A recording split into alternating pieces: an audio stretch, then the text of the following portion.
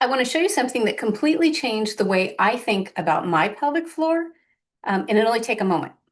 So Lindsay McCoy showed us this in our Body Ready Method training. These two plates represent the diaphragm and the pelvic floor, and this represents the intra-abdominal pressure right here in the middle. So when we breathe in, and our pelvis or our pelvic floor drops as our diaphragm drops. And when we breathe back out, it comes back up.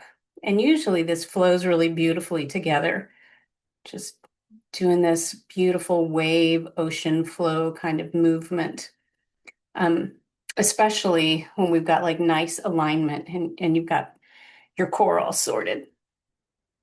But most of the time, we are in chairs. I know I'm in a chair on a computer on a regular basis and don't necessarily have this perfect head over heart, heart over pelvis thing. So as we breathe sometimes, because of the pelvic tucking, so sometimes we have our pelvises tucked under and sometimes they're tucked out and we have more of a curvature in our back. So what happens is instead of this breath going straight up and down, it starts to tilt a little bit.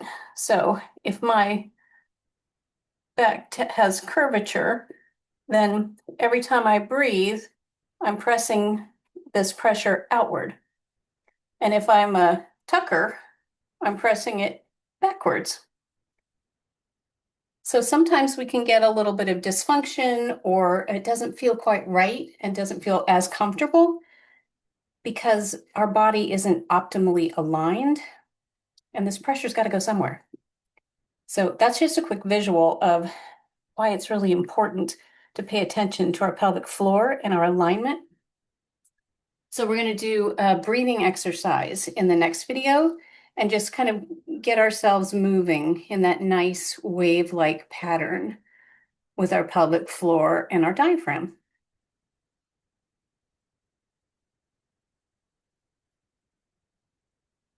Also, this is why we don't just do Kegels.